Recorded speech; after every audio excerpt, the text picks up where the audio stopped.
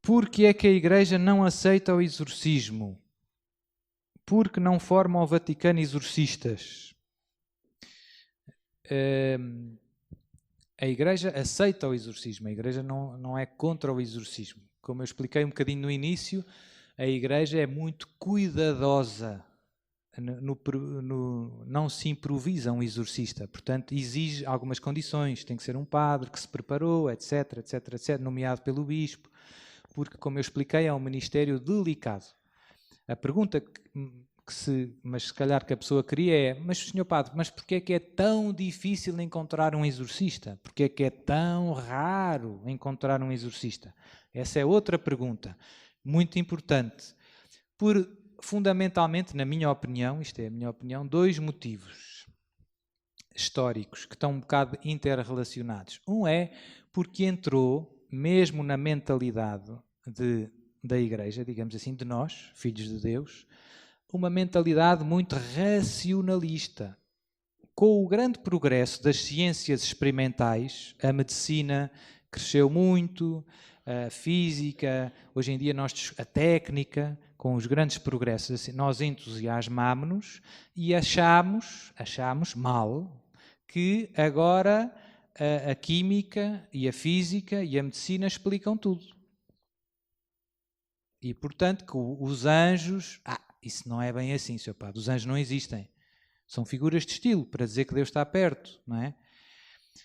E, portanto, entrou, mesmo na teologia, mesmo na formação, às vezes, dos seminários, uma grande dúvida acerca dessas realidades espirituais.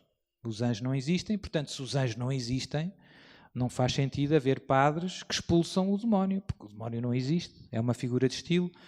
Portanto, esse racionalismo que entrou na nossa querida Igreja, amada Igreja, na cabeça às vezes de alguns teólogos, que também são nossos irmãos, nós não estamos aqui para julgar a luz, mas o erro é erro, não é?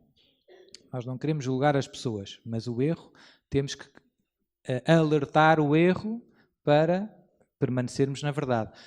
Pronto, aconteceu esse fenómeno e isso deu muita confusão e por isso temos gerações de muitos sacerdotes e bispos que receberam esta formação, digamos assim, deformada sobre estes pontos e, portanto, duvidam da existência do demónio. Isso não é bem assim, agora a ciência mostrou que e tal. Não, mas como eu dizia, para estarmos à prova de erro, o que é que temos que fazer? Ler o Catecismo da Igreja Católica. O que é que o Catecismo diz sobre o exorcismo? Que o exorcismo existe ou não existe? Pronto, está resolvida a questão, não é? Segundo problema prático, porque é que é tão raro encontrar exorcistas? Porque nós vinhamos de uma Europa, de um Portugal, em que muita gente, não vou dizer toda a gente, mas muita gente, uma grande maioria dos nossos irmãos eram batizados, eram crismados. Vivíamos num país católico, que as famílias rezavam o terço todos os dias, não era? E de repente, de um dia para o outro, temos um neopaganismo. Temos um mundo que virou as costas a Deus. Não quer saber. Às vezes, na mesma casa, vê-se os avós que têm devoção ao Sagrado Coração de Jesus, que fizeram os 5 primeiros sábados como Nossa Senhora pediu em Fátima, que fazem a via sacra, que rezam, que se confessam. Os filhos, que ainda querem que os netos vão à catequese, mas que já não vão à missa, aos filhos, já não querem, acreditam mais ou menos, não é? Não são contra Deus, mas na prática querem a BMWs, não é?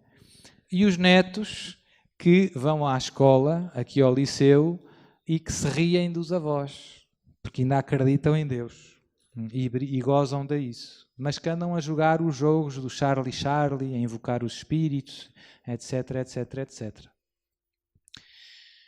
Portanto, a gente vê que como muito rapidamente um Portugal católico se tornou um Portugal pagão. E, portanto, do ponto de vista prático, o que é que aconteceu? Do ponto de vista pastoral, que é uma frase que cai bem quando nós estamos perto dos senhores padres. Do ponto de vista pastoral, o que aconteceu foi que a quantidade de vezes que as pessoas estão expostas a estas práticas supersticiosas, adivinhação e magia, é muito maior. As crianças hoje, como eu digo, brincam com o Charlie Charlie. Vocês não sabem o que é, mas é uma forma de invocação dos mortos. É uma forma de adivinhação, com 2 lápis, é muito fácil. Mas é como o jogo do copo, como as letras, como o pêndulo, é tudo farinha do mesmo saco. As crianças, os vossos filhos e netos, brincam com isso hoje. Os pais nem sonham. Oh, seu padre, eu nem sabia. Pois, mas está em todo lado. E, portanto, as pessoas passaram a estar a brincar mais com o fogo, digamos assim. As pessoas hoje brincam, sobretudo os mais novos, e brincam mais com o fogo. E, portanto, a quantidade de problemas espirituais que surge, extraordinários, é maior. Há mais pessoas hoje a precisar de exorcismos que havia há 50 anos atrás em Portugal. E há 100 e há 200. Esta mudança foi muito rápida, como eu disse, do Portugal católico para o Portugal pagão foi um clique. E, de repente, há imensas pessoas que precisam de exorcismos. E não há padres. Antes não era muito preciso e agora, de repente, é muito preciso. Não, os padres que há não chegam para as encomendas. Percebeu-se o efeito? E também, como em muitas dioceses se perdeu este ministério, os novos exorcistas não aprenderam com nenhum padre mais velho. Isso é que corta um bocado a transmissão. Quando para, é difícil recomeçar. Nunca devia ter parado, não é? Era bom que em cada diocese houvesse 1, 2 exorcistas e que, quando fossem mais velhos, os padres mais novos aprendessem, porque é um ministério que os livros são importantes, mas é muito importante também a parte prática. Imaginem, vocês precisam de fazer uma cirurgia ao coração e depois dizem-vos, olha, este médico é muito bom, teve 20 valores em medicina, mas nunca fez uma cirurgia. E vocês faziam... não é? Portanto, a parte prática, saber tudo sobre o coração é muito importante para fazer uma cirurgia, mas também alguma rodagem prática é importante. E isto acontece neste Ministério dos Exorcismos. O aprender com um padre mais velho, ver muitos exorcismos, ajuda muito, vale muito. Eu recebi isso, presente do céu, não fiz nada por isso, com o padre Gabriel, 10 anos lá em Roma. Deus quis-me dar isso, também vai pedir contas, não é? Mas caiu-me ao colo, digamos assim. E pronto, agora tento ajudar. Agora vêm outros sacerdotes, vêm seminaristas, vêm padres de outros países para rodar, para ver como é que se faz. Depois voltam, já transmitem a parte prática. Portanto, e o Vaticano, porquê é que o Vaticano não forma exorcistas? O Vaticano, graças a Deus, nos últimos anos tem pedido aos senhores bispos várias vezes para terem cuidado com este tema.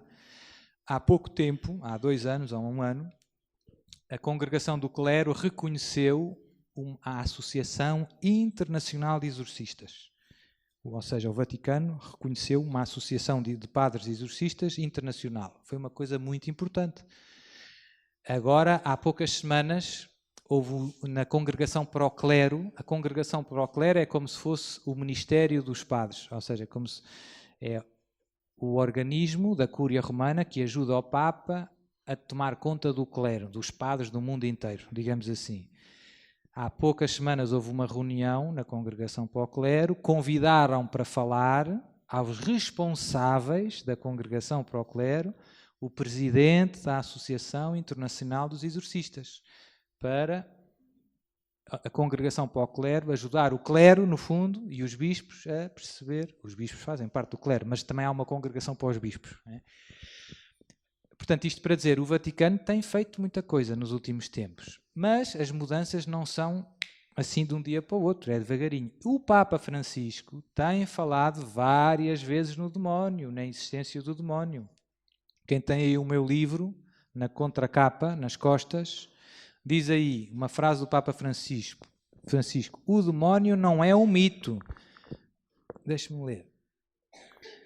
Papa Francisco, 30 de outubro de 2014. O diabo não é um mito. Ele realmente existe e devemos lutar contra ele. É muito claro. Não é?